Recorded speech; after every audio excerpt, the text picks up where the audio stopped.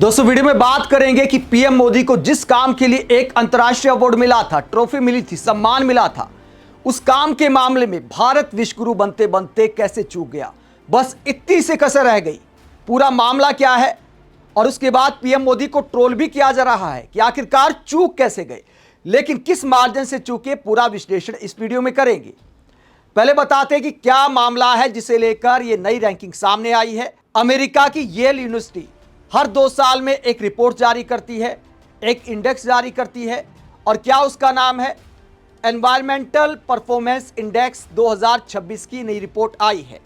2026 की इस रिपोर्ट में भारत की रैंकिंग क्या है, जो ये दिखाती है कि पीएम मोदी को जिन कामों के लिए अवार्ड मिलता है उसमें हमारा कैसा प्रदर्शन है।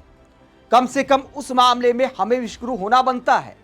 आपको याद होगा कि पीएम मोदी कुछ दिन पहले एक छोटे से देश सेशल्स की यात्रा पर गए थे।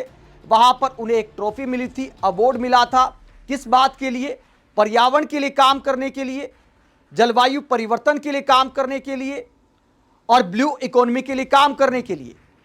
यानी पीएम मोदी ने इन सारे क्षेत्रों में शानदार काम किया है, यह कहते हुए सेशल्स की सरकार ने पीएम मोदी को अवार्ड दिया था। उसके बाद बीजेपी नेताओं ने, हमारे मीडिया एंकरों ने कहा कि देखिए, इसे कहते दुनिया में डंका बजना। पर्यावरण के क्षेत्र में काम करने के लिए पीएम मोदी को इतना बड़ा अवार्ड मिल गया है और अब अवार्ड की संख्या यहां तक पहुंच गई है। लेकिन जिस पर्यावरण के लिए काम करने को लेकर पीएम मोदी को guardian of the blue horizon award मिला, उस काम के मामले में भारत का आखिरकार क्या स्थान है वर्ल्ड इंडेक्स में। अमेरिका की येल यूनिवर्सिटी हर 2 साल में जो इंडेक्स जारी करती है उसमें भारत किस पायदान पर है। जब 2026 की नई रिपोर्ट आई तो एक मीम सोशल मीडिया पर वायरल होने लगा, और इस मीम में क्या दिखाया गया है, आमिर खान की फिल्म 3 इडियट का यह मीम शेयर किया जा रहा है, जिसमें लिखा गया है कि नीचे से चेक कर नीचे से। भारत की रैंकिंग के मामले में यह मीम शेयर क्यों किया जा रहा है कि नीचे से चेक कर नीचे से, तो हम आपको दिखाते कितना नीचे हमें जाना पड़ा। ये रैंकिंग आप देखिए, पहले स्थान पर एस्टोनिया है, 100 में से 75 पॉइंट एस्टोनिया को मिले हैं। लग्जमबर्ग को 74 पॉइंट मिले हैं दूसरे पायदान पर। तीसरे पायदान पर यूके है 72 पॉइंट के साथ। उसके बाद फिनलैंड और नीदरलैंड टॉप 5 देशों के नाम है। उसके बाद भारत का नाम चेक करने के लिए अब कितना नीचे जाएं, क्योंकि मीम देखा तो लगा कि भैया बहुत नीचे जाना पड़ेगा, लेकिन इतना नीचे जाना पड़ेगा इस बात की उम्मीद नहीं थी।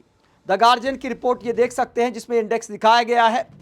इसमें आप देखिए कितना नीचे जाएंगे। ये देखिए, स्क्रॉल करते जाइए करते जाइए करते जाइए। भाई सम्मानजनक हालात में तो होना चाहिए, क्योंकि इस मामले में तो पीएम मोदी को अवार्ड मिला है पर्यावरण के लिए शानदार काम करने के मामले में। लेकिन नीचे जाते जाते जाते जाते जाते जाते आप देखिए कहां पहुंच गए। 177 देशों की रैंकिंग है। सबसे नीचे है 177वें पायदान पर लाओस 22 पॉइंट के साथ। उसके बाद 176वें नंबर पर भारत का नाम है। 177 देशों की रैंकिंग में 176वें पायदान पर। हैरानी की बात यह है कि रिपोर्ट बनाने वालों ने पासिंग मार्क्स तक नहीं दिए, 100 में से 33 नंबर तक नहीं दिए, सिर्फ 23 नंबर दिए हैं भारत को। यानी भारत नीचे से विश्वगुरु बनते बनते रह गया और यह खिताब लाओस के नाम गया है। पर्यावरण के लिए काम करने के मामले में पीएम मोदी को अवार्ड मिलता है और भारत की रैंकिंग है 176वें पायदान पर। पक्का जॉर्ज सोरोस के एजेंट होंगे जिन्होंने यह तैयार किया है, वरना क्या ऐसा हो सकता है? क्या पीएम मोदी ने, बताइए, भारत में कोई पेड़ कटवाए हैं जिनके नंबर भी लगते हैं? क्या पीएम मोदी ने शानदार हवा नहीं कर दी भारत में? पीएम मोदी की आंधी चल रही है तो क्या भारत की हवा खराब हो सकती है, जो भारत 176वें पायदान पर पटक दिया येल यूनिवर्सिटी वालों ने? अब इसे लेकर विपक्षी नेता तंज कस रहे हैं। उससे पहले आपको बताते हैं किन बातों को लेकर यह रिपोर्ट तैयार की जाती है, किन किन चीज़ों के पॉइंट मिलते हैं, 100 नंबर में से क्या क्या नंबर बांटे गए हैं। क्लाइमेट चेंज में अगर कुछ काम होता है तो 30% नंबर हैं। इसके अलावा पर्यावरण की हेल्थ के मामले में 25% नंबर दिए गए हैं और इकोसिस्टम वाइटलिटी के मामले में 45% हैं। अब इस इकोसिस्टम में क्या क्या शामिल है? इसमें शामिल है कितने पेड़ काटे गए हैं, उसकी संख्या पर डिपेंड करता है। इसके अलावा ग्रास लैंड कितना है, इस पर डिपेंड करता है। फिशरीज के लिए कितना काम हुआ है, इस पर डिपेंड करता है। एयर पोल्यूशन पर कितना काम हुआ है, इस पर डिपेंड करता है। एग्रीकल्चर की हालात क्या है, इस पर डिपेंड करता है। इसके अलावा जो वाटर रिसोर्सेज है उसके हालात क्या है, इस पर डिपेंड करता है। इसी तरह अनेक पॉइंट इसमें रखे गए हैं। इन सारे क्षेत्रों में मोदी सरकार ने कैसा काम किया है तो रिपोर्ट कार्ड दिखाई देता है इस रिपोर्ट में। इस अंतर्राष्ट्रीय रिपोर्ट के आने के बाद प्रशांत भूषण क्या कटाक्ष करते हैं। वरिष्ठ वकील प्रशांत भूषण कहते हैं, प्रशांत भूषण कटाक्ष करते हैं कि एनवायरमेंट परफॉर्मेंस इंडेक्स में 177 देशों में भारत 176वें पायदान पर है। यह विश्व गुरु मोदी जी को धन्यवाद करना बनता है और साथ ही उनके जो अडानी जैसे उद्योगपति दोस्त हैं उनको भी धन्यवाद करना बनता है, जिनके लाभ के लिए सारा काम किया गया है। इसके अलावा कांग्रेस के नेता रमेश देव पांडे कहते हैं, पोस्टरों में विकास, जमीन पर प्रदूषण, हर मंच पर विकास के दावे, लेकिन एनवायरमेंटल परफॉर्मेंस इंडेक्स के अनुसार भारत 177 देशों में 176वें स्थान पर। सवाल सिर्फ रैंकिंग का नहीं, उस हवा का है जिसे हम सांस में भर रहे हैं, उन नदियों का है जो दम तोड़ रही हैं और उन जंगलों का है जो लगातार सिमट रहे हैं। पीआर से छवि बच सकती है, प्रकृति नहीं। प्रकृति को बचाने के लिए नियत भी चाहिए और नीति भी।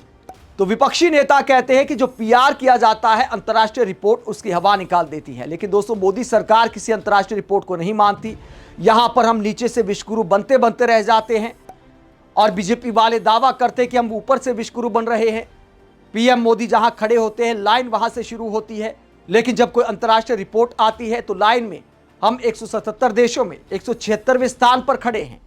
प्रशांत भूषण के अलावा राहुल गांधी सहित विपक्षी नेता भी अनेक प्रोजेक्ट को लेकर सवाल उठाते आए हैं कि अडानी को लाभ पहुंचाया जा रहा है। जंगलों को काटने का मुद्दा, पेड़ों को काटने का मुद्दा राहुल गांधी ने भी कुछ समय पहले उठाया था, जब ग्रेट निकोबार प्रोजेक्ट को लेकर उन्होंने वीडियो जारी किया था और पेड़ काटने का मसला उठाया था। कुछ आदिवासी लोग मुझसे मिलने आए और उन्होंने कहा, हम चाहते हैं कि आप अंडमान निकोबार द्वीप समूह जाएं और देखें कि वहाँ क्या हो रहा है, जो पर्यावरणीय नुकसान अंडमान और निकोबार द्वीप समूह में हो रहा है। हमने अंडमान में एक दिन बिताया।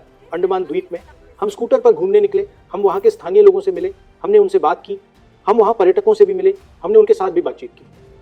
हम 100% इस बात से सहमत हैं कि अंडमान द्वीपों में पर्यावरण संतुलित पर्यटन को बढ़ावा दिया जाए। फिर मैं निकोबार द्वीपों में गया और इसे समझने के लिए हम INS बाज पर उतरे और उन्होंने कहा कि अब हम इस परियोजना की जगह पर जाएंगे। कल्पना कीजिए कि आप 40 मिनट तक लगातार गाड़ी चला रहे हैं दुनिया के सबसे स्वच्छ और सुंदर जंगलों में। ये परियोजना इतनी बड़ी है जो सरकार बनाने जा रही है। अब इनकी योजना क्या है? योजना ये है कि आप हजारों लाखों पेड़ काटिए, 161 वर्ग किलोमीटर, इसे ऐसे समझिए, ये नई दिल्ली से 4 गुना बड़ा क्षेत्र है, ठीक है। और वो इस परियोजना को देश के सबसे स्वच्छ और संवेदनशील पर्यावरणीय क्षेत्र में बना रहे हैं। और वो उन लोगों से जमीन छीन रहे हैं जिन्हें वहां बसाया गया था, और वो आदिवासियों से भी जमीन छीन रहे हैं। आप इस पूरे मुद्दे को लेकर क्या सोचते हैं? कमेंट बॉक्स में अपनी राय जरूर दें, साथ ही चैनल को सब्सक्राइब भी करें। नमस्कार।